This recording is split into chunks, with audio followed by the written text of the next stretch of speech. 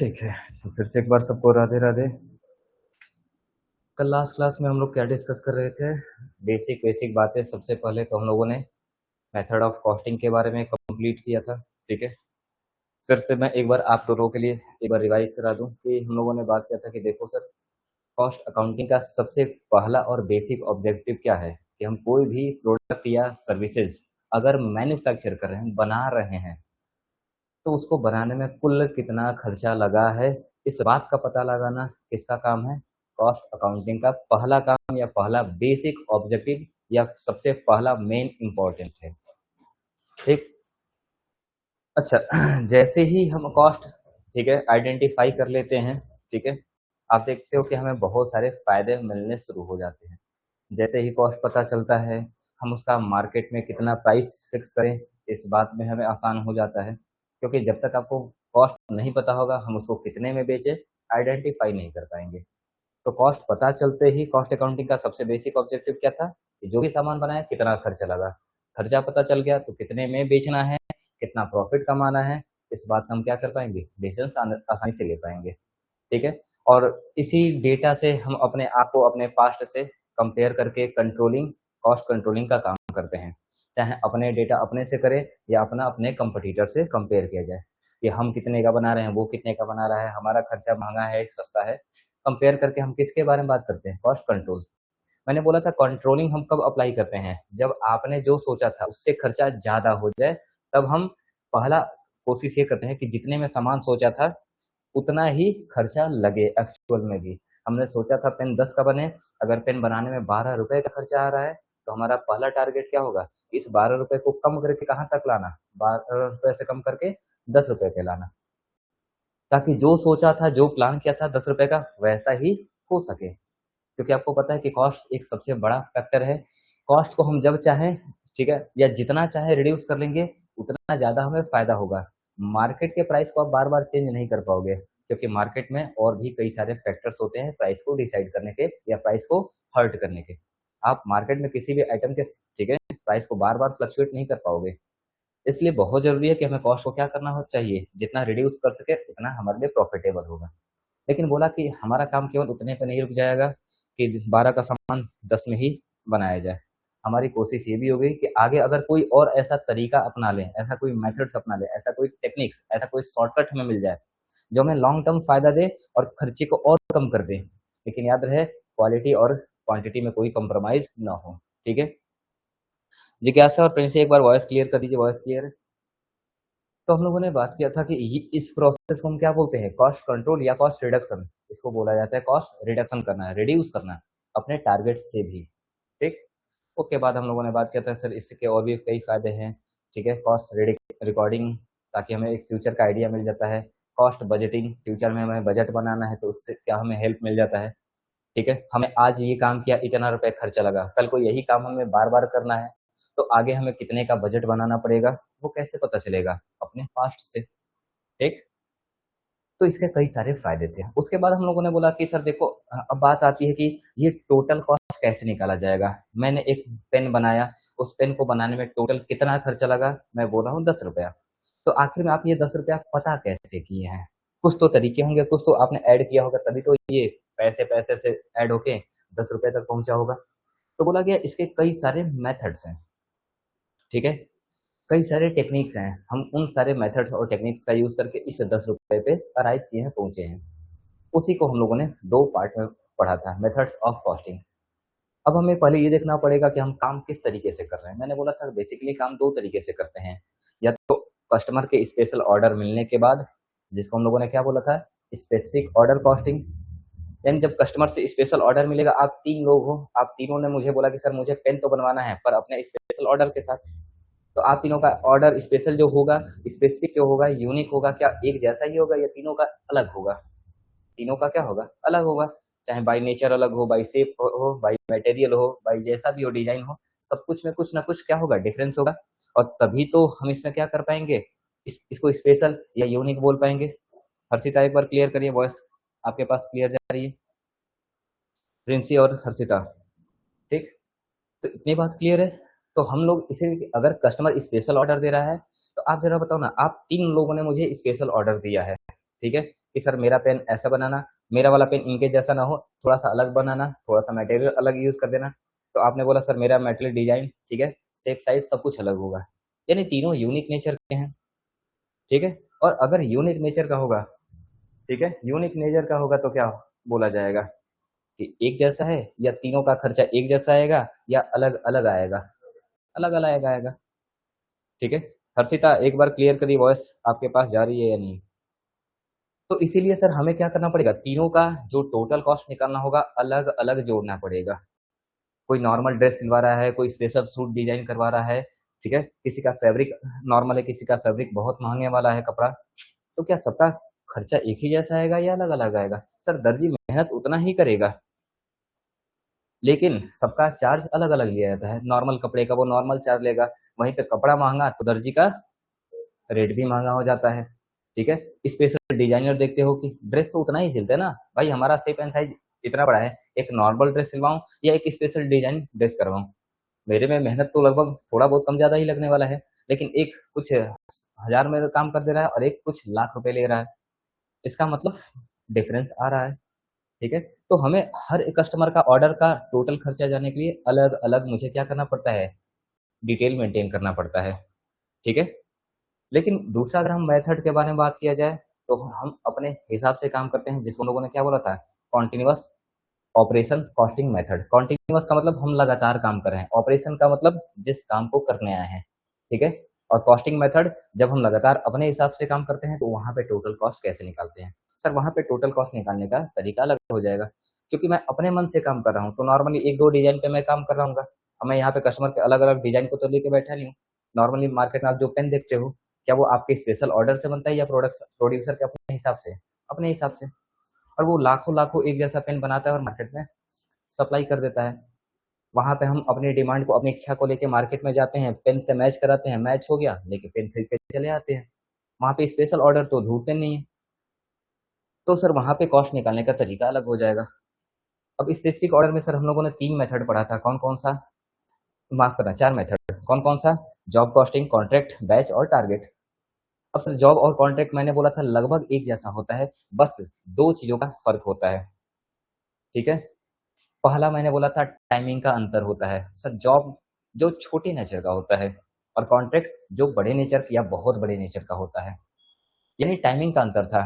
Job short period में complete हो जाएगा। नॉर्मली शॉर्ट पीरियड का मैंने कोई ड्यूरेशन नहीं बताया था कि एक दिन होगा तभी शॉर्ट पीरियड बोला जाएगा, या एक महीना होगा तो ही शॉर्ट पीरियड बोला जाएगा। मैंने बोला था जनरली जो काम, ठीक है, महीने 2 महीने के अंदर अंदर कंप्लीट हो जाता है नॉर्मली, ठीक है, और वो सिंगल आइटम में हो, सिंगल डबल आइटम में हो, 2 4 कपड़े हो, तो उसको हम लोग क्या बोलते हैं, जॉब। लेकिन अगर मैं बल्क में काम कराना शुरू कर दूं, ठीक है, तो नॉर्मली वो क्या बन जाता है, कॉन्ट्रैक्ट। हम लोग बोलते हैं ना, जैसे मैंने अपना सूट सिलवाने को दिया, तो दर्जी को मैंने एक क्या दिया, काम दिया, कॉन्ट्रैक्ट तो नहीं दिया। कॉन्ट्रैक्ट एक बड़ा वर्ड आपको भी फील आता होगा, जब भी कॉन्ट्रैक्ट बोलते हैं, ठेका बोलते हैं, तो एक बड़ा काम याद आता है। ठीक है, और जॉब का मतलब एक कार्य याद आता है, तो मैंने दर्जी को एक छोटा सा काम दिया, इसको हम बोलते हैं जॉब कॉस्टिंग। ठीक, वहीं पे कॉन्ट्रैक्ट अगर मैं पूरे स्कूल का ड्रेस सिलवाने के लिए दे दूं, तो उसे क्या करना पड़ेगा, एक कॉन्ट्रैक्ट देना पड़ेगा, ठेका देना पड़ेगा, तो ये मेरे पूरे स्कूल का क्या कर दो, तैयार कर दो। तो पहला टाइमिंग का था। दूसरा प्लेस का मैंने बोला था कि देखो जनरली छोटा वाला जो काम होता है वो फैक्ट्री के अंदर अंदर ही हो जाता है नॉर्मली, ठीक है, लेकिन जो बड़े नेचर के काम होते हैं कॉन्ट्रैक्ट वाला, वो ऑन साइट होता है। ठीक है, अब शायद दर्जी पे लेकर चलोगे तो दिमाग क्लियर नहीं होगा, लेकिन अगर सोचो टेबल डेस्क बनवाना हो, एक दो टेबल बना वाला हो, ठीक है, बड़ा ही अपने घर पे बना के दे देता है। लेकिन अगर 1000 2000 टेबल बनाने हो, तो स्कूल में खुद आ जाता है अपना सामान लेके, वहीं पे बनाता है। अगर आपको रोड, डैम, ब्रिज ये सब बनाना हो, तो आप अपने घर में तो बनाओगे नहीं, ऑन साइट आके काम करना पड़ेगा। लेकिन बाकी तीनों में 3 4 सिमिलरिटी थी कि सर तीनों ही क्या होंगे, स्पेशल ऑर्डर मिलने के बाद शुरू किए जाएंगे। स्पेशल होने का मतलब क्या है, दोनों दो अलग अलग अगर काम करते हो, आप 2 जगह सड़क बना रहे हो, लेकिन एक सड़क दूसरे सड़क से, एक ब्रिज दूसरे ब्रिज से, एक काम दूसरे काम से कंपेयर नहीं हो सकता है, क्योंकि दोनों ही स्पेशल है। और स्पेशल का मतलब यूनिक है, यूनिक का मतलब वो रिपीट नहीं होंगे, और रिपीट नहीं होंगे तो उनमें कंपेयर भी पॉसिबल नहीं है, क्योंकि कंपेरिजन के लिए एक जैसा होना अनिवार्य है, कुछ ना कुछ बेस का होना अनिवार्य है, जो दोनों में सिमिलर पाए जाए हों। क्या आप फर्स्ट ईयर के बैच को सेकेंड ईयर से कंपेयर किया जा सकता है? नहीं, सिमिलरिटी होनी चाहिए। लेकिन आप फर्स्ट ईयर के बैच हो, आपके किसी और फर्स्ट ईयर के बैच से कंपेयर किया जा सकता है।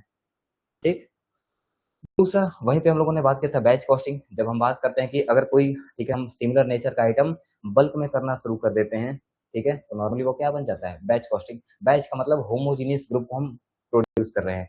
एक बार में लाखों लाखों का सामान निकाल रहे हैं, एक बार लाखों लाखों पेन बना रहे हैं, लाखों लाखों बिस्किट बना रहे हैं, लाखों दवाइयाँ बना रहे हैं। तो उनकी कॉस्टिंग के लिए हम लोग नॉर्मली कौन सा यूज करते हैं, जॉब कॉन्ट्रैक्ट ना, उनके लिए हम कौन सा कॉस्टिंग यूज करते हैं, बैच कॉस्टिंग। कि एक बैच में 1 लाख मेडिसिन बन के आया है, तो उसका टोटल कितना खर्चा है, 1 लाख से डिवाइड कर देंगे, कंपेयर कर देंगे, हमारा एक टिकिया का खर्चा कितना आएगा, आराम से पता चल जाएगा। बात क्लियर है। और टारगेट कॉस्टिंग मैंने बोला था कि नॉर्मली हम लोग, जब हमें नहीं पता होता कि कितना खर्चा आएगा, ठीक है, जब हमें अनुमान नहीं होता कि खर्चा कितना होने वाला है, ठीक है, तो हम किसी एक्सपर्ट की सहायता लेते हैं और उसका खर्चा भी अपने प्रोडक्शन के खर्चे में जोड़ दिया जाता है। और एक टारगेट फिक्स किया जाता है कि नॉर्मली, ठीक है, हम 10% 15% प्रॉफिट ऐड करेंगे। इसी को हम लोग आगे कॉस्ट प्लस कॉन्सेप्ट के नाम से पढ़ेंगे, ठीक है। ये सबसे हमारा लास्ट टॉपिक होगा, मतलब लास्ट यूनिट का टॉपिक होगा। तो ये बोला था कि हमारा कौन सा था, ये किस मेथड के अंडर में आ रहा था, स्पेसिफिक ऑर्डर कॉस्टिंग मेथड के अंदर। फिर हम लोगों ने बात किया था कॉन्टिन्यूअस ऑपरेशन कॉस्टिंग। कॉन्टिन्यूअस मतलब जहाँ पे प्रोड्यूसर अपने मन से काम कर रहा है। अब अपने मन से काम कर रहा है तो सर हमें काम से मतलब नहीं है, हमें मतलब है कि आखिर में उसका टोटल कॉस्ट कैसे निकाला जाए, क्योंकि कॉस्ट अकाउंटिंग का सबसे पहला बेसिक ऑब्जेक्टिव क्या है, कॉस्ट आइडेंटिफाई करना कि एक सामान को बनाने में कितना खर्चा लगा। तो आखिर में जब प्रोड्यूसर अपने हिसाब से काम कर रहा है तो कौन कौन से तरीके हैं जिसके थ्रू वो अपने टोटल कॉस्ट को आइडेंटिफाई कर सकता है। तो हमने बोला कई सारे मेथड्स हैं, आप उसमें से किसी एक का या एक से ज्यादा का मेथड सिलेक्शन कर सकते हो टोटल कॉस्ट निकालने के लिए। पहले हम लोगों ने क्या पढ़ा था, process costing method. Process costing method क्या था कि सर हम एक ही काम को अगर वो कई सारे प्रोसेस में कंप्लीट हो रहा है तो उसको हर प्रोसेस पे क्या करते जाते हैं, कई सारे प्रोसेस में डिवाइड कर देते हैं और हर एक प्रोसेस का खर्चा टोटल कर लेते हैं, ठीक है। और लास्ट में जब मुझे टोटल खर्चा निकालना हो तो सारे प्रोसेस का खर्चा जोड़ देंगे, टोटल निकल के आ जाएगा। जैसे मैं कहूँ कि मैं शर्ट बना रहा हूँ, तो शर्ट बनाने में कई सारे प्रोसेस होंगे। लाइक मुझे यहाँ पे कॉटन परचेज करना पड़ेगा, कॉटन से थ्रेड बनाना पड़ेगा, धागा बनाना पड़ेगा, फिर धागे की बुनाई करना पड़ेगा, फिर इसको ठीक है रंगाई करना पड़ेगा, फिर स्टिचिंग यानी सीना पड़ेगा, और फिर जाके हमारा कपड़ा क्या होगा, रेडी होगा। तो मैंने ये अलग अलग 4-5 स्टेप बना दिया कि एक जगह हम क्या करेंगे, रुई से धागा बनाएंगे, एक धागे से कपड़े की बुनाई करेंगे, एक कपड़े की रंगाई करेंगे, ये 3-4 अलग अलग स्टेज हो गए, ठीक। एक सिलाई करेंगे। अब मैं हर प्रोसेस पे कुछ ना कुछ हमारे खर्चे हो रहे होंगे, मैं सारे इस प्रोसेस के हिसाब से खर्चे निकाल लूंगा कि प्रोसेस ठीक है, क्या कहते हैं, धागा बनाने पे इतना खर्चा लगा, धागे से कपड़ा सिलने में इतना खर्चा लगा, रंगाने में इतना खर्चा और सीने में इतना खर्चा। और जब मुझे इसका टोटल खर्चा निकालना, सारे खर्चे जोड़ दिया जाएगा, आ जाएगा हमारा।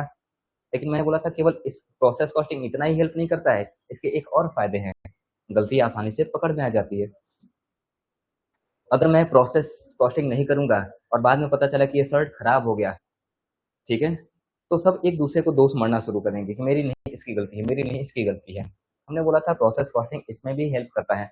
वो बोलता है कि देखो भैया एक प्रोसेस से काम कंप्लीट हुआ, ठीक है, तो हम अगले को ट्रांसफर कर देंगे। जैसे रुई से धागा बन गया तो हम धागा बुनने वाले को दे देंगे, एक का काम समाप्त होगा तो दूसरे का काम शुरू हो जाएगा। लेकिन बोला गया था जब तुम अपना काम ट्रांसफर करोगे तो वहीं पे एक बार चेकिंग हो जाएगा तुम्हारे क्वालिटी का, तुम्हारे स्टैंडर्ड का, कि तुमने जो भी काम किया है वो सही किया है या गलत है। अगर गलत है तो वहीं पे पकड़े जाओगे, ठीक है, और सही है तो आगे पास हो जाओगे, और आगे किसी भी फ्यूचर में गलती के लिए अब आप दोषी नहीं ठहरा जाओगे क्योंकि आप पास कर चुके हो। फिर सेकंड वाला, धागे की बुनाई किया, कपड़ा बुन दिया। अब कपड़ा बुन दिया तो उसको रंगने के लिए भेजना है, कलर करने के लिए भेजना है, तो कलर पास करने से पहले एक बार चेक कर लिया जाएगा कि आपको जिस तरीके का बोला गया था उसी तरीके का आपने सिलाई बुनाई किया है या नहीं किया है। अगर पास तो ठीक है, अगर फेल तो आप अपनी गलती को पीछे वाले को ट्रांसफर नहीं कर पाओगे क्योंकि पीछे वाला पास था तभी आपके पास आया।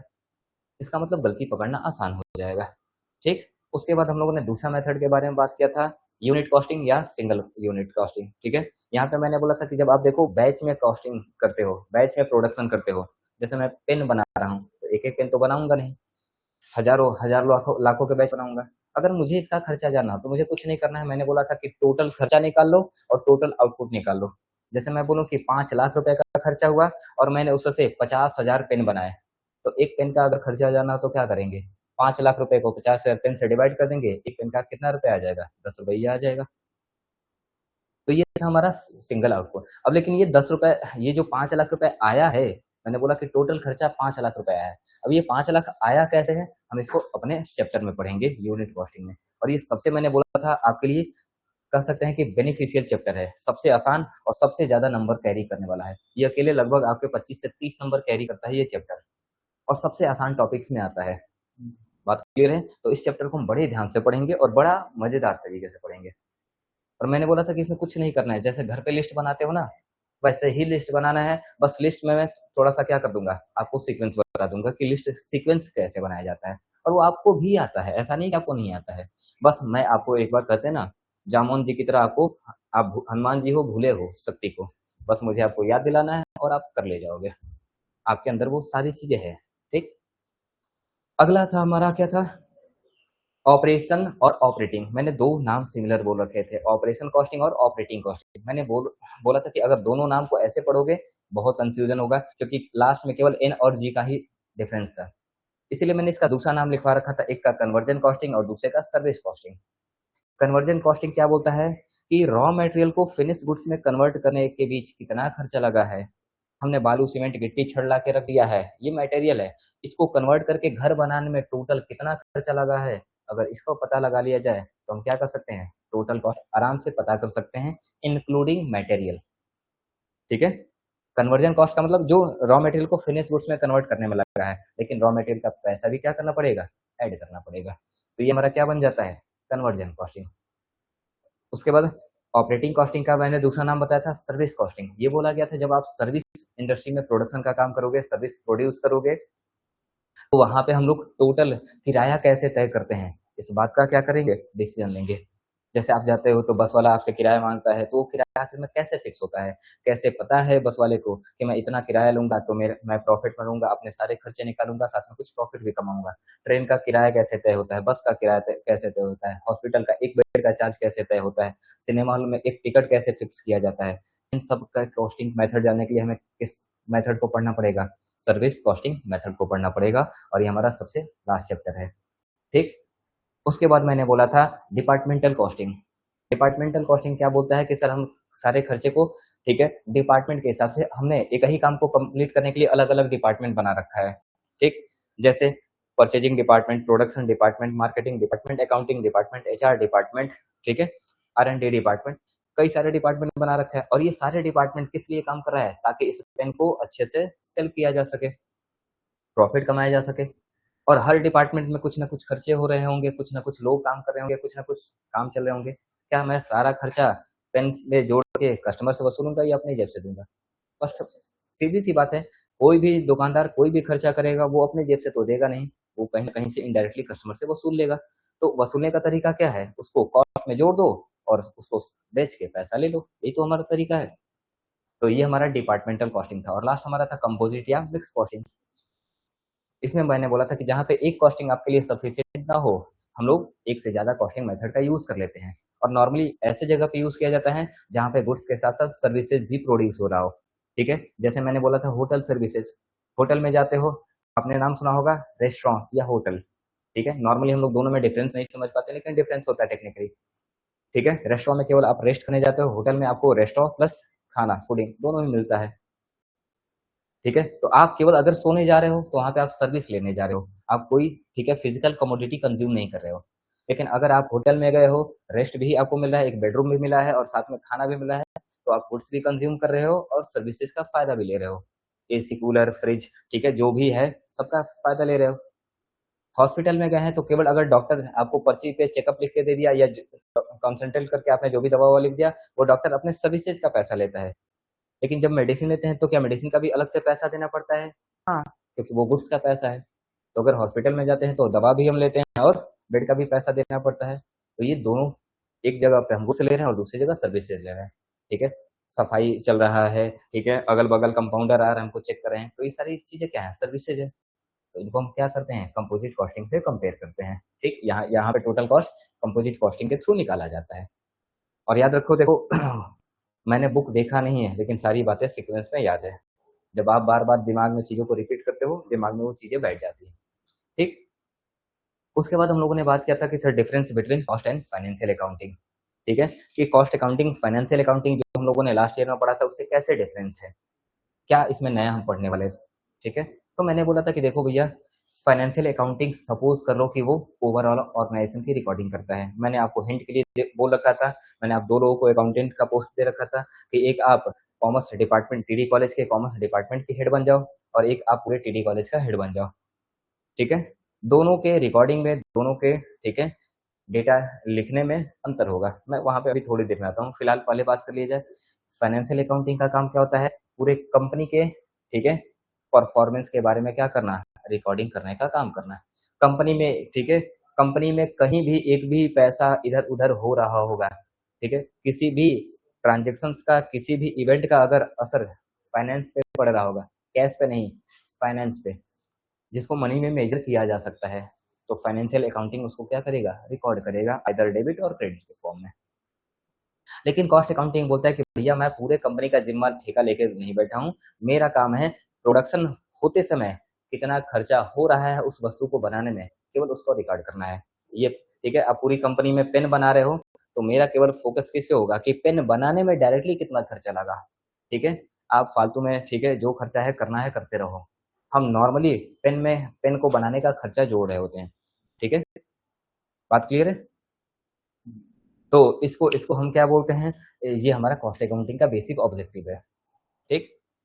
कॉस्ट का बेसिक ऑब्जेक्टिव क्या है कि किसी गुड्स को या सर्विसेज को प्रोड्यूस करने में कितना खर्चा लगा ये पता करो। ठीक है, ताकि उस उससे हम मार्केट प्राइस और प्रॉफिट पता कर पाए पर यूनिट।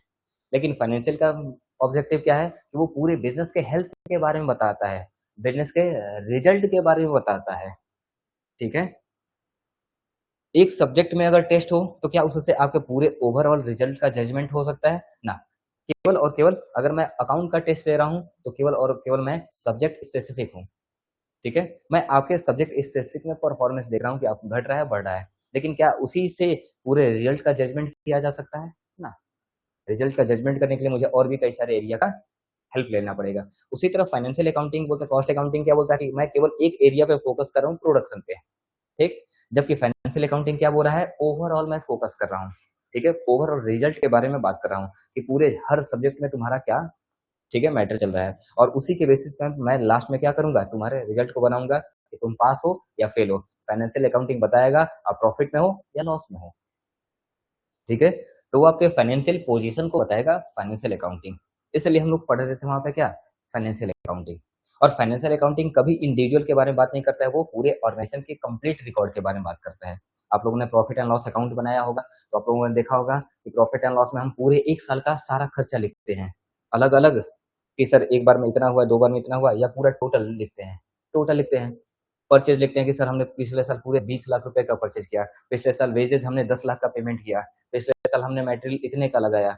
ठीक है, हमने यहाँ पे रेंट इतने का दिया। क्या आप अलग अलग लिखते हो कि मैंने इस बिल्डिंग का इतना रेंट दिया, इस बिल्डिंग का इतना रेंट दिया, इस मशीन का इतना रेंट दिया? ना, हम वहाँ पे हमेशा टोटल लिखते हैं, पूरे एक साल का खर्चा।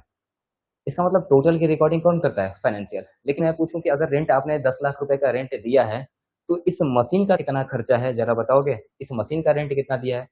इसकी बात की जानकारी फाइनेंस नहीं देगा। फिर इसके लिए मुझे किसके पास आना पड़ेगा? कॉस्ट अकाउंटिंग के पास आना पड़ेगा, क्योंकि कॉस्ट अकाउंटिंग हर एक छोटे छोटे आइटम का सेपरेट रिकॉर्डिंग करता है कि आपके ऊपर कितना खर्चा हो रहा है, उसकी पूरी डिटेल जानकारी कौन रखता है? Cost accounting.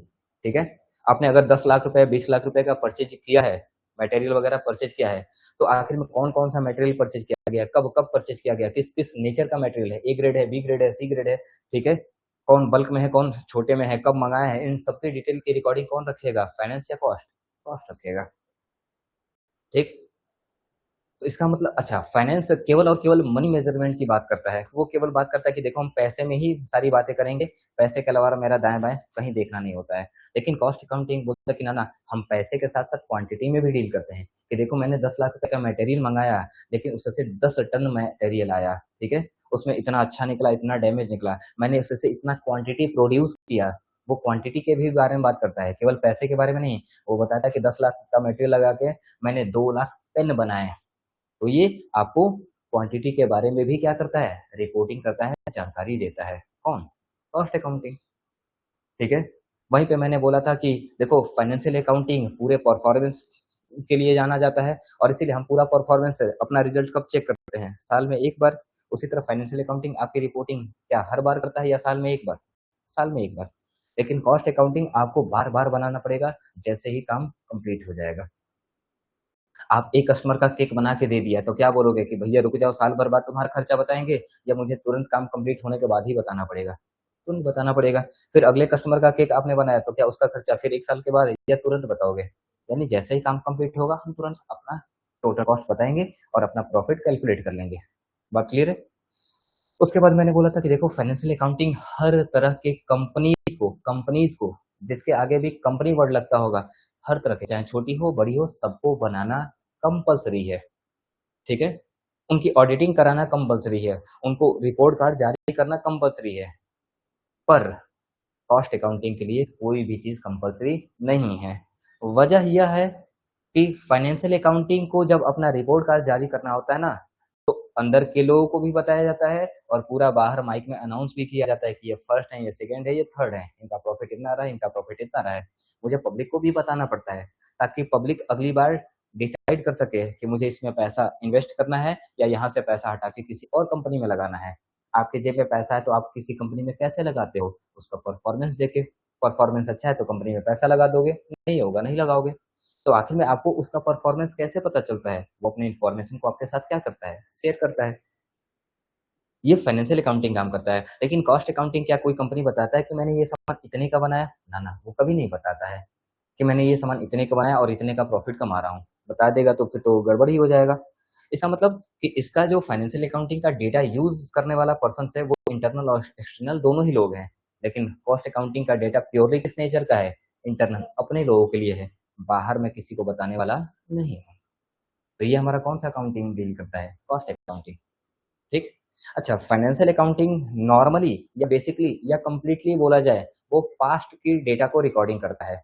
लेकिन याद रहे, अगर हम कोई भी चीज़ ठीक है, बीते हुए समय को लिख रहे हैं, हम लोग कहते हैं ना छाया मत छूना होना होगा दुःख दुगुना। सुना है ऐसा कुछ वर्ड? मतलब अगर बीते समय को टच करोगे, ठीक है, और अगर उसमें कुछ नेगेटिव रहा तो वो दर्द देगा, क्योंकि हम उसको चेंज नहीं कर पाते हैं ना नॉर्मली। पास्ट की अगर कोई गलती हो गई है, हम अगर फ्यूचर में याद आता है तो हम केवल पछताते हैं, क्योंकि वो हमें दुःख दे रहा होता है। क्या हम पास्ट में जाके ठीक कर पाते हैं? फिर वहाँ पे करते हैं कि भगवान जी कोनो ऐसी रात में शक्ति दे दो कि हम पीछे जाएँ और सब सही कर दें, ताकि सब ठीक हो जाए। पर ऐसा पॉसिबल होता नहीं है, ठीक? लेकिन हम फिर भी उस पास्ट को रिकॉर्ड क्यों कर रहे हैं? बार-बार लिख रहे हैं, कुरेद क्यों रहे हैं? क्योंकि कहीं न कहीं उसका फ्यूचर में हमें बेनिफिट मिलने वाला है। अगर हम पास्ट की कुछ गलतियों को याद रखते हैं, तो बार-बार ये कसम खाते हैं कि अगली बार से ये गलती नहीं होने देंगे, ताकि अगली बार से मुझे इतना पछतावा नहीं होना पड़ेगा।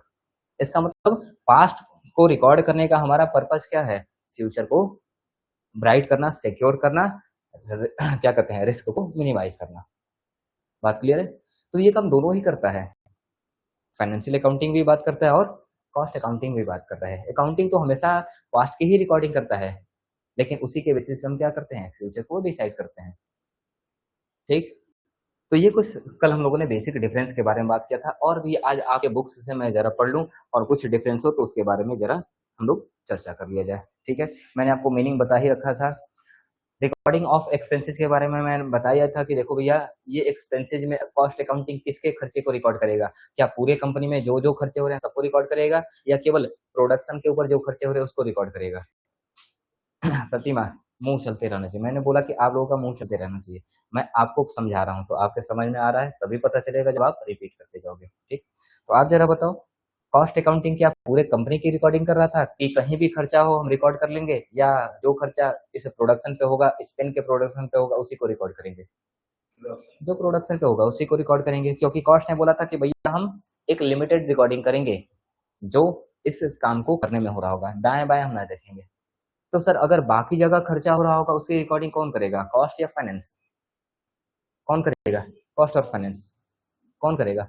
कॉस्ट या फाइनेंस? सर सीधी-सी बात है, पूरी जानकारी कौन रखेगा? फाइनेंस।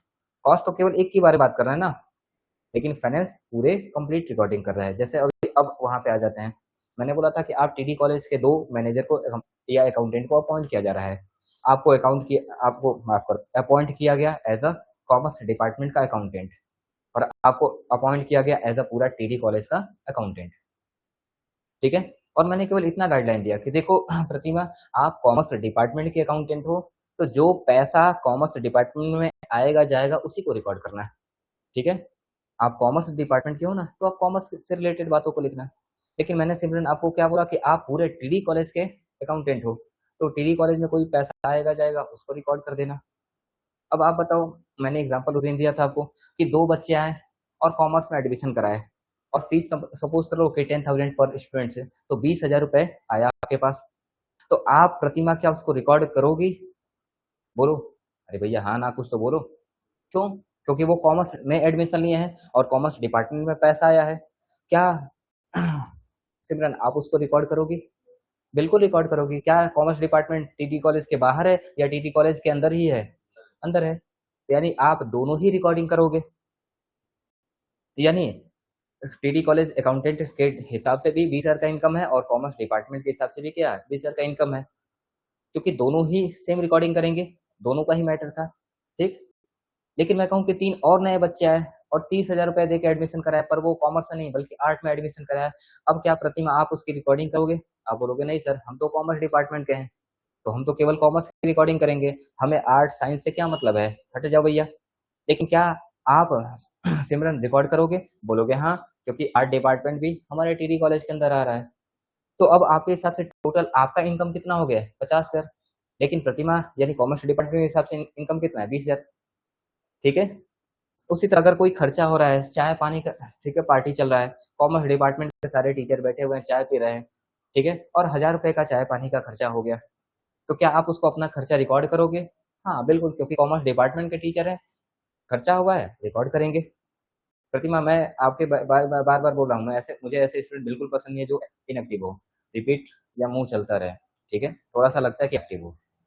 क्या आप सिमरन उसको रिकॉर्ड करना पसंद करोगे कि हाँ वो हमारा एक्सपेंडिचर है? हाँ बिल्कुल, क्योंकि वो कॉमर्स डिपार्टमेंट भी आप ही के अंदर है और आप सारे खर्चे रिकॉर्ड करोगे। लेकिन वहीं पे अदर बाकी सारे लोग भी है, चाय पार्टी और सारे डिपार्टमेंट के लोग शामिल हैं, ठीक है, और 10,000 रुपए का चाय खर्चा हुआ, क्या आप पूरा 10,000 रुपया रिकॉर्ड करोगे? नहीं, आप बोलोगे कि मैं तो अपने केवल टीचर्स का खर्चा रिकॉर्ड करूंगी, क्योंकि वहां पे सारे टीचर्स का भीड़ लगा है, जिसमें आर्ट है, साइंस है, एग्रीकल्चर है, कॉमर्स है, सब है। मैं सबका ठेका थोड़ी नहीं लेके बैठी हूँ, मैं केवल कॉमर्स डिपार्टमेंट का, तो मैं 10,000 में से छाटूंगी कि मेरे टीचर्स ने कितना चाय पिया है। पता चला 1,000 रुपए का, तो आप 10,000 की जगह केवल कितना रिकॉर्डिंग करोगे? 1,000 रुपए का। लेकिन आप सिमरन कितने का रिकॉर्डिंग करोगे? पूरे 10,000 का, क्योंकि आपके लिए हर तरह का खर्चा आपका अपना है। तो क्या अब आप दोनों बताओ ना, आप दोनों का प्रॉफिट लॉस इक्वल आएगा या डिफरेंट आएगा? डिफरेंट आएगा, लेकिन दोनों आप अपने जगह सही हो। लेकिन रिजल्ट किसका सही माना जाएगा? रिजल्ट किसका? सीधी सी बात है, फाइनल रिजल्ट किसका माना जाएगा? ओवरऑल कंपनी का, क्योंकि आप उसका एक केवल छोटा सा हिस्सा हो। कॉस्ट अकाउंट इसीलिए मैंने आपको लिखवा रखा था, जब थर्ड पॉइंट आपको लिखवा रहा था कि कॉस्ट अकाउंटिंग केवल प्रॉफिट को एस्टिमेट करता है, असर्टेन करता है, अनुमान लगाता है। एग्जैक्ट प्रॉफिट कौन रिवील करता है? फाइनेंशियल अकाउंटिंग, जो पूरे कंपनी की रिकॉर्डिंग कर रहा है। क्योंकि आपके हिसाब से मैं अगर बोलूं कि 10 का पेन बना रहा हूँ, 15 का बेच रहा हूँ, तो हर पेन पे कितने रुपए का प्रॉफिट कमा रहे हैं? 5 रुपए का। और मैंने कहूँ कि मैं पिछले साल 1 लाख पेन बेचा, ठीक है, तो कितने लाख रुपए का प्रॉफिट हुआ होगा? 5 लाख का। भाई एक पेन पे 5 रुपए का प्रॉफिट, और मैंने पिछले साल 1 लाख पेन बेचा, तो 5 लाख का प्रॉफिट हो गया, ठीक है। तो प्रतिमा ने बोला कि सर देखो हम कॉस्ट अकाउंटेंट है और हमारे हिसाब से पर पेन 5 रुपया फायदा, 1 लाख पेन बेचा, 5 लाख का फायदा होना चाहिए, ठीक है। लेकिन सिमरन बोले कि ना सर हमारे जी में तो मात्र 3 लाख रुपए ही आ रहे हैं, ठीक है, तो 2 लाख रुपए और कहाँ गया? तो बोला कि सर देखो ना, उनके लिमिटेड खर्चे हैं, हमारे तो और भी कई सारे खर्चे हैं, हमारे पास तो और भी कई सारी जगह से पैसा आया है। लेकिन इन सब का इम्पैक्ट क्या पड़ा है कि लास्ट में फाइनली कितना पैसा बचा है? 3 लाख रुपए। रिजल्ट किसका सही माना जाएगा? आपका। आप एक सब्जेक्ट में टॉपर हो तो क्या आपका रिजल्ट ए ग्रेड ही आएगा? क्या ये जरूरी है? या बाकी सारे ऊपर भी डिपेंड रहना पड़ेगा? बाकी सारे सब्जेक्ट का परफॉर्मेंस भी देखना पड़ेगा। बाकी सारे सब्जेक्ट सपोर्ट करेंगे तो ग्रेड अच्छा, अगर कहीं एक में अच्छा बाकी सब में लटक गए तो भैया लटक गए, ठीक। तो ये हमारा है, ठीक है, यूनिटी का फायदा। उसके बाद देख लो, तीसरा है असर्टमेंट ऑफ कॉस्ट। मैंने बोला था कॉस्ट का असर्टमेंट कैलकुलेशन में कौन हेल्प करेगा, कॉस्ट या फाइनेंस? तो सर अगर कॉस्ट को पता करना हो तो सीधी सी बात है, कौन हेल्प करेगा? कॉस्ट अकाउंटिंग, नाम में ही है कॉस्ट अकाउंटिंग, ठीक। Period of information, sir information कितने पीरियड पे लिया जाता है? तो अभी मैंने बोला था कि सर फाइनेंशियल अकाउंटिंग कितने पीरियड का इंफॉर्मेशन रखता है? पूरे 1 साल का। जबकि कॉस्ट अकाउंटिंग एक प्रोसेस का, ठीक है, एक सामान जब तक कंप्लीट नहीं हो जा रहा है, जैसे ही कंप्लीट हो गया उसकी रिकॉर्डिंग भी क्या हो गई? कंप्लीट हो गई, उसको तुरंत अपना रिजल्ट डिक्लेयर करना पड़ेगा। बात क्लियर है? उसके लिए हम साल भर वेट नहीं करेंगे। एस्टिमेट वर्सेज एक्चुअल, तो मैंने बात किया था कौन एस्टिमेट करता है कौन एक्चुअल है, तो मैंने बोला था कि देखो कॉस्ट अकाउंटिंग कुछ एस्टिमेशन पे भी काम करता है, पर एक्चुअल रिकॉर्डिंग कौन करता है, फाइनेंस। फाइनेंस बोलता है कि भैया कोई फ्यूचरिस्टिक नहीं है, कॉस्ट थोड़ा बहुत फ्यूचरिस्टिक होगा। मैंने कल आपको हिंट दिया था टेंडर वाला, टेंडर वगैरह दिया था ना hint? कि आप कल को ठीक है मैं गवर्नमेंट हूँ, आपको रोड बनवाना है तो आप कितने पैसा लगाओगे, ये सब दिया था hint। तो कॉस्ट अकाउंटिंग थोड़ा बहुत फ्यूचरिस्टिक भी होगा, पर फाइनेंशियल बोलता है कि भैया पहले खर्चा कर लेना फिर हमसे बताना, और एविडेंस के साथ आना, तभी हम रिकॉर्डिंग करेंगे, बिना बिल का या मार के भगा देंगे। ठीक है, तो इसका मतलब फाइनेंशियल अकाउंटिंग प्योर किस नेचर का है, एक्चुअल नेचर का है, रियल नेचर का है, जबकि एस्टिमेट बेसिस पे कौन है, कॉस्ट अकाउंटिंग। ठीक, ठीक है। फोकस एरिया क्या होता है, तो देखो भैया कॉस्ट अकाउंटिंग का फोकस एरिया होता है कि हमारा प्रोडक्शन सही से होते रहे, जो गड़बड़ी हो प्रोडक्शन में उसको पकड़ा जाए और ठीक किया जाए। ठीक है, लेकिन फाइनेंशियल अकाउंटिंग का क्या है कि पूरे कंपनी के ऊपर उसका नजर है, पूरे कंपनी में कहाँ गड़बड़ी हो रही है, कहाँ पे ठीक हो रहा है, उस बात को चेक करना और उस बात के हिसाब से उसके परफॉर्मेंस को सही करना। ठीक, कैलकुलेशन ऑफ टेंडर प्राइस, हाँ कौन हेल्प करेगा टेंडर प्राइस कैलकुलेट करने में, तो अभी हम लोगों ने बात कहा सर फाइनेंशियल अकाउंटिंग तो फ्यूचरिस्टिक होता नहीं है, वो आपको डिसीजन लेने में हेल्प करेगा, पर वो टेंडर प्राइस में हेल्प नहीं करेगा। हेल्प कौन करेगा, टेंडर बनाने में हमें खर्चे बताने पड़ते हैं कि ये रोड का टेंडर निकला है तो बोलते हैं ना 2000 करोड़ का ठेका निकला है, तो आखिर में 2000 कैसे डिसाइड हुआ होगा, आपने कॉस्ट अकाउंटिंग का हेल्प लिया होगा। हम बात करेंगे जब टेंडर प्राइस पढ़ेंगे। उसके बाद रिलेटिव इफिशियंसी, ठीक है जी, इफिशियंसी कहाँ पे बेहतर पता चलता है, या इफिशियंसी के बारे में कौन कौन कहाँ पे जानकारी देता है, तो देखो कॉस्ट अकाउंटिंग प्रोडक्शन से रिलेटेड इफिशियंसी की जानकारी देता है कि प्रोडक्शन में कौन अच्छा काम कर रहा है कौन खराब काम कर रहा है, मटेरियल अच्छा है मटेरियल बुरा है, लेबर अच्छे हैं नहीं अच्छे हैं। ठीक है, वो नॉर्मली इसके बारे में बात करता है, जबकि फाइनेंशियल अकाउंटिंग पूरे कंपनी के बारे में बात करता है, केवल प्रोडक्शन वाले ही नहीं बल्कि उसके अलावा भी हमारे पास कई सारे ठीक है लोग हैं, एसेट्स हैं, जिनका परफॉर्मेंस ठीक है कैसा है उसके बारे में जानकारी देता है। ठीक, बात क्लियर है। धोखा कहाँ है, डिस्प्रेशन में गए। ठीक, वैल्यूएशन ऑफ स्टॉक, बहुत important point, valuation of stock, और शायद आप लोग भूल गए होंगे, फाइनेंशियल अकाउंटिंग में हम लोग क्लोजिंग स्टॉक को दिखाते थे, याद है, किस साइड, प्रॉफिट एंड लॉस बनाते समय किस साइड दिखाते थे उसको, सर यहाँ पे हम दिखाते थे क्लोजिंग स्टॉक को, और ये कौन सा साइड होता था, इनकम, ये कौन सा साइड होता था हमारा, एक्सपेंसेस। ठीक है, मैंने बोला था कि सर देखो हमने 10 लाख रुपए का मटेरियल परचेज किया तो हम उसी दिन उसको क्या बोलते हैं, परचेज, और 10 लाख रुपए का एक्सपेंसेस दिखा देते हैं। चलो इसको छोड़ो ना, इतना परचेज में जाऊंगा तो तुम लोग कंफ्यूज हो जाओगे, बोर्ड छुआ नहीं था तो बोर्ड अब फाइल टच कर रहा हूँ। ठीक, मैं कहूँ कि सुनो, पिताजी ने आपको सुबह सुबह बोल दिया था कि देखो भैया आज हम घर पे रहेंगे नहीं, घर पे काम चल रहा है, सारा खर्चा तुम्हें ही लिखना है। ठीक, उन्हों वो आपको दिखा के गए कि देखो वो सीमेंट की 5 बोरी कल का बचा हुआ है, जब सुबह सुबह ठीक है 9-8 बजे जब भी मिस्त्री आएंगे तो पहले बोला इन बोरियों को यूज करें, और पिताजी ने आपको बताया कि एक बोरी का दाम है 1000 रुपये सपोज कर लो, तो 5 बोरी है तो कितने रुपए का है, 5,000। फिर उन्होंने बोला कि देखो अगर मिस्त्री लोग बोलते हैं कि और हमें सीमेंट की रिक्वायरमेंट है तो ये लो, ठीक है टेलीफोन नंबर, दुकानदार को फोन कर देना, मेरा नाम बता देना, ठीक है कितना बोरी आएगा मिस्त्री से पूछ के आप उनको ऑर्डर दे देना, ठीक है, और उतना खर्चा आप लिख लेना डायरी में। तो आप, अब वो पिताजी इतना कह के चले गए, तो आप तुरंत कॉपी पेन उठाया और लिख लिया कि 5 बोरी पहले का पड़ा हुआ है, इसका मतलब 5,000 रुपए का अभी मटेरियल है। मिस्त्री आया और उसको सबको यूज कर लिया और बोला कि बचवा अभी और भी हमें चाहिए, आप तुरंत फोन लगाया और बोला कि और कितना मंगाना है, उन्होंने बोला 100 बोरी मंगाना है, 100 बोरी मंगा दो। आपने 100 बोरी मंगाया 1000 रुपए के हिसाब से 1 लाख रुपए का, ठीक है, और पहला कितने का था, 5 है, अच्छा थोड़ा सा तब अमाउंट इधर है, आपने 10 बोरी सीमेंट ऑर्डर कर दिया, चलो तो 10 बोरी कितने रुपए का पड़ जाएगा, 10,000 रुपए का। ठीक है, इसका मतलब आपने तुरंत रिकॉर्ड कर लिया। ठीक है, याद रखो जैसे ही घटना हो जाएगा फाइनेंशियल अकाउंटिंग उसको क्या कर लेगा, तुरंत रिकॉर्ड कर लेगा।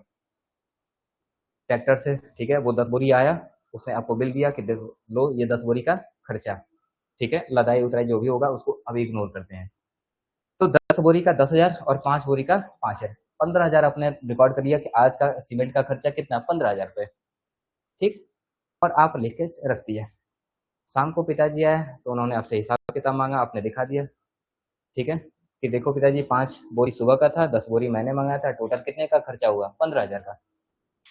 फिर पिताजी ने बोला कि अभी भी 2 बोरी वहां पे दिख रहा है बचा हुआ, इसका मतलब क्या है कि वो बोरी यूज हो चुका है या अभी यूज होना बाकी है, होना बाकी है। और ध्यान रखो, आपको अकाउंटिंग में बताया गया था एक्सपेंडिचर का मतलब या एक्सपेंसेस का मतलब क्या, जिसका बेनिफिट हम ले चुके हैं या जिसका बेनिफिट हम लेने वाले हैं। सर एक्सपेंसेस का मतलब होता है जिसका बेनिफिट हम ले चुके हैं, बार बार गलती कर रहे हो। खर्चा का मतलब वो होता है जिसका हम फायदा ले चुके हैं, जिसका बेनिफिट हम लेने वाले हैं वो एसेट्स होता है, ना कि एक्सपेंसेस। फिर से मैं बता रहा हूँ, आप सबके पास जो कुछ भी है जिसको आप बचा के रखे हो वो सब आपकी संपत्ति है, आप सबका एसेट्स है, क्योंकि उसके अंदर फ्यूचर में फायदा देने की कैपेसिटी छुपी हुई है। अगर उसके अंदर फायदा देने की कैपेसिटी नहीं होती, लात मार के फेंक देते। अभी पेन है, पेन को बचा के रखे हो क्योंकि उसके अंदर फ्यूचर में आपको बेनिफिट देने का कैपेसिटी है। जिस दिन उसकी कैपेसिटी खत्म, इंक खत्म, लात मार के फेंक देते हो, पूछने भी नहीं आते हो, सहेज के भी नहीं रखते हो। क्यों? क्योंकि बेनिफिट वो दे चुका है, अब वो एक्सपेंसेज हो चुका है। तो एक्सपेंसेस का मतलब जिसका बेनिफिट हम ऑलरेडी कंज्यूम कर चुके हैं, फास्ट में ले चुके हैं। और एसेट्स का मतलब जिसका बेनिफिट हम अब लेने वाले हैं फ्यूचर में। तो आप बताओ ना, 15 बोरी था ना, 15 बोरी में 2 बोरी बचा हुआ है, तो उसका फायदा ले चुके हैं या लेने वाले हैं? सर अब तो वो तो कल यूज होगा, इसका मतलब वो खर्चा नहीं हुआ है।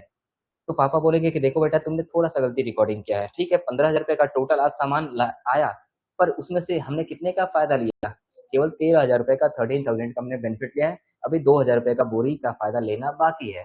इसलिए हमें एक्सपेंडिचर को, ठीक है, जब हम लोग इधर दिखाते हैं तो एक्सपेंसिव साइड में कितना लिख दिया था, 15। तो पापा बोलते हैं कि ना इसमें से 2,000 माइनस करना पड़ेगा। और माइनस करने के दो तरीके मैंने सिखाए थे, या तो सेम साइड माइनस कर दो या उसकी अपोजिट एंट्री कर दो। अकाउंटिंग में हम नॉर्मली क्या यूज करते हैं, अपोजिट एंट्री, ठीक है। इसीलिए हम लोग उसको एक्सपेंसेस से हटा के, एक्सपेंसेस में से माइनस करना है तो किस साइड डाल देते हैं, इनकम साइड। पर क्या वो इनकम हो जाता है ना? मैंने बोला था कि वो इनकम साइड होते हुए भी इनकम नहीं है। क्यों? क्योंकि वो एक्सपेंसेस भी नहीं था। मुझे एक्सपेंसेस को कम करना था, इसलिए उसको माइनस करने के लिए मैंने इनकम साइड डाल दिया था। क्योंकि अकाउंटिंग बोलता है कि माइनस कब हो जाता है, जब आप इनवर्स क्या कर देते हो, एंट्री कर देते हो। तो एक्सपेंसेस की साइड एंट्री करने से अच्छा है, माइनस करने से अच्छा है उसको क्या कर दो, इनकम साइड ट्रांसफर कर दो, तो वो भी माइनस का काम करेगा। लेकिन क्या वो इनकम साइड होने से क्लोजिंग स्टॉक इनकम बन जाएगा ना? वो हमारा एसेट्स है। बात क्लियर है? ठीक। तो ये क्लोजिंग स्टॉक हमारा होता है। अच्छा, अब क्लोजिंग स्टॉक की बात करता है तो फाइनेंशियल अकाउंटिंग बोलता है कि देखो भैया, हम फाइनेंशियल अकाउंटिंग का वैल्यूएशन दो तरीके से करते हैं।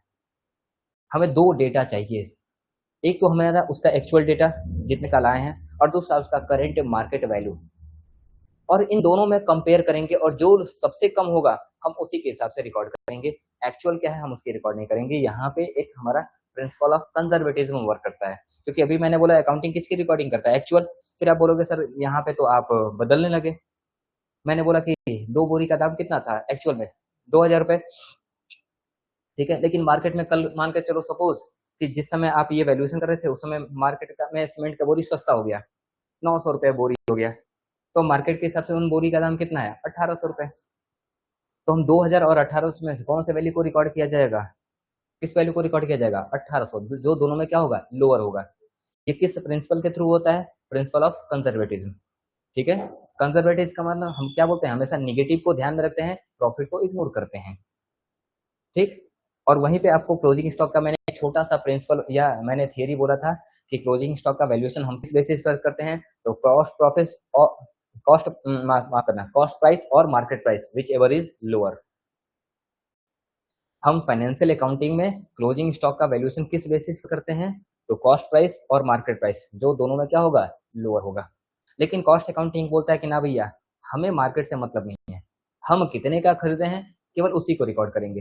तो कॉस्ट अकाउंटिंग से हिसाब से क्लोजिंग स्टॉक कितने का बचा, 2,000 रुपए का। लेकिन फाइनेंशियल के हिसाब से कितने का बचा, 1,800 रुपए का। बात क्लियर है? तो ये हमारा डिफरेंस होता है क्लोजिंग स्टॉक का या वैल्यूएशन ऑफ स्टॉक का। और केवल यही नहीं, यहाँ पे तो हमारे स्टॉक के वैल्यूएशन करने के और भी कई सारे हम मेथड पढ़ने वाले हैं, ठीक। इंटरनल वर्सेस एक्सटर्नल, तो मैंने आपको बताया था डेटा के यूज के बारे में बात कर रहा है, कौन इंटरनल नेचर का है कौन एक्सटर्नल। तो फाइनेंशियल डेटा बोला गया था कि भैया रिजल्ट हमें बताएगा, रिजल्ट अपना भी काम आता है और दूसरों को भी अनाउंस किया जाता है। इसका मतलब फाइनेंशियल का डेटा इंटरनल और एक्सटर्नल दोनों ही लोग पार्टी यूज कर सकते हैं, पर कॉस्ट का डेटा प्योरली इंटरनल नेचर का होता है, ठीक। लीगल कंप्लाइंसेस, लीगली कौन जरूरी है, तो मैंने अभी बताया रखा था कि फाइनेंशियल अगर आप कंपनी हो तो कंपलसरी है, ठीक। लेकिन कॉस्ट अकाउंटिंग क्या कंपलसरी था, मैंने बोल रखा था ना, कॉस्ट अकाउंटिंग केवल उसी कंपनी को बनाना है जो प्रोडक्शन में इन्वॉल्व हो, जो रेडीमेड बिजनेस कर रहा है, खरीद रहा है बेच रहा है, खरीद रहा है बेच रहा है, उसको कॉस्ट अकाउंटिंग बनाने की रिक्वायरमेंट नहीं है। जो किसी भी तरह से प्रोडक्शन में इन्वॉल्व हो, केवल वही किसका यूज कर सकता है, कॉस्ट अकाउंटिंग का यूज कर सकता है।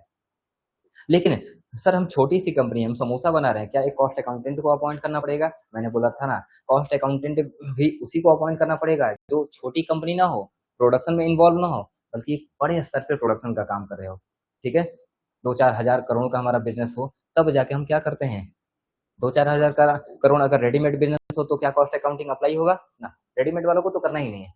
लेकिन अगर हम 2-4 हजार करोड़ है, मतलब नॉर्मली ये 250 करोड़ या 500 करोड़ से ऊपर का टर्नओवर होता है, मुझे याद नहीं, मैंने कल आपको होमवर्क भी दिया था, पता करना कि कितने रुपए टर्नओवर होने के बाद आपको कॉस्ट अकाउंटिंग प्रिपेयर करना होता है, कल मैंने बोला था, पता किया ना, वो का है, फिर से पता करना कि कम से कम कितने रुपए का टर्नओवर हो या कितने का आप कंपनी का नेटवर्थ हो कि आपकी कंपनी में कॉस्ट अकाउंटिंग अप्लाई करना पड़ेगा, जरा पता करना। लेकिन याद रखना, कॉस्ट अकाउंटिंग केवल मैन्युफैक्चरिंग कंपनी है, चाहे आप गुड्स बनाओ या सर्विसेज बनाओ, लेकिन छोटे छोटे वाले को भी नहीं, क्योंकि खर्चा ज्यादा है ना भैया, अकाउंटेंट लगाओगे उसके कई सारे काम करने पड़ेंगे, खर्चा ज्यादा है ना, फ्री में तो कोई भी काम हो नहीं जाएगा। तो बोला गया कि देखो छोटे लोगों पे और हम बर्डन काहे डालें, क्योंकि उनका प्रॉफिट ही बेचारा कम होता है, खर्चा बढ़ाएंगे प्रॉफिट और कम हो जाएगा। इसलिए बड़ी कंपनियों में, बड़ी कंपनियां जो प्रोडक्शन में इन्वॉल्व हो उन्हीं को दिया गया है कि भैया तुम बड़ी हो और प्रोडक्शन कर रहे हो, अब इसको क्या करो, कॉस्ट अकाउंटिंग मेंटेन करो। और लास्ट है आपका प्रेजेंटेशन, ठीक है, बात क्लियर है, ठीक है। तो प्रेजेंटेशन के लिए हम लोग नॉर्मली अकाउंटिंग में, फाइनेंशियल अकाउंटिंग में अपने अकाउंटिंग स्टैंडर्ड्स के फॉर्मेट का यूज करते हैं, लेकिन कॉस्ट अकाउंटिंग में, ठीक है, हम और भी कई सारी चीज़ों का प्रेजेंटेशन के लिए हेल्प ले सकते हैं, बेसिकली इसको इग्नोर मारना, ये आपको कंफ्यूजन करेगा। कॉस्ट में हम लोग कई बार चार्ट, डेटा, पाई पाई चार्ट वगैरह का हेल्प ले लेते हैं, ठीक है, कॉस्ट कंपेयर या एनालिसिस करने के लिए, बेसिकली इसको इग्नोर मारना। हमारे पास ये आपके बुक में 14-15 पॉइंट दिए गए हैं, लेकिन आप इसमें से कम 8 से 10 पॉइंट दिमाग में रखना, और मैंने बेसिक बेसिक जो बातें बता रखी हैं, स्टोरी बता रखी है, उसी में से निकल के आ जाएगा, ठीक, बात क्लियर है। चलिए, ऑनलाइन क्या अभी तक में किसी को कोई डाउट हो तो बता दे, याद रहे मैं फिर से बता दे रहा हूँ, कल सैटरडे है, ठीक है, कल तो आपकी क्लासेस ऑफ है, ठीक है, क्योंकि हम लोग भी नहीं रहने वाले हैं, मंडे को, ठीक है, मंडे को तो रहेगा क्लासेस, मंडे को होप सो रहेगा, हाँ मंडे को क्लास रहेगा, ठीक है, तो याद रहे नेक्स्ट क्लास जब भी हो, ठीक है, अगर कोई गायब रहा तो मैं फिर से बता दूं, वही हमने अभी बोला ना, यूनिट कॉस्टिंग जो 25-30 नंबर का वेटेज ले रखा है, उसकी शुरुआत होने जा रही है, केवल उसकी नहीं, हम उसके बेसिक्स के बारे में बात करेंगे, और वही बेसिक अगर पकड़ में आ गया तो आगे सारे के सारे चैप्टर उससे कनेक्टेड हैं, आपके बुक के आधे चैप्टर उसी से कनेक्टेड हैं, ठीक है। तो नेक्स्ट क्लास जब भी हो, ठीक है, ना आ पाओ ऑनलाइन ऐड रहना, नहीं हो बाद में पढ़ लेना, लेकिन मिस मत करना, ठीक। ऑनलाइन एक बार जरा आप लोग अपना फीडबैक दे दें, क्या कोई डाउट है, अगर डाउट है तो डी, नहीं है तो ND, no doubt ND, reply, Princy, Harshita, जिज्ञासा, जल्दी रिप्लाई करिए आप लोग, डाउट है तो डी वर्ड, नहीं है तो एनडी। चलिए, प्रिंसी बेहतर है, सीता बेहतर है, चलिए, फिर अच्छा लगा, आज रिवीजन एक पूरा कंप्लीट हो गया, ठीक है। नेक्स्ट क्लास से हम लोग, ठीक है, एलिमेंट ऑफ कॉस्ट, एलिमेंट का मतलब जिनसे मिलके हमारा कॉस्ट तैयार होता है, जैसे हमारे शरीर को तैयार होने में पंचभूत यूज होते हैं ना, चित, जल, पावक, गगन, समीरा, पावक किसको बोला जाता है, ठीक, तो ये 5 तत्व हैं, हमारे शरीर को बनाने में हेल्प करते हैं, उसी तरह, ठीक है, गुड्स को बनाने में कितने तत्व होंगे, हम उसका क्या करने वाले हैं, नेक्स्ट क्लास से डिस्कशन करने वाले हैं। सोचो पंचभूत ना हो तो हम ना होंगे, तो सोचो, ठीक है, वो 3 भूत ना होंगे, अब 3 भूत समझ में आ गया होगा किससे हम बात कर रहे हैं, तो फिर दिक्कत हो जाएगा, ठीक, फिर वो भूत परेशान करेगा,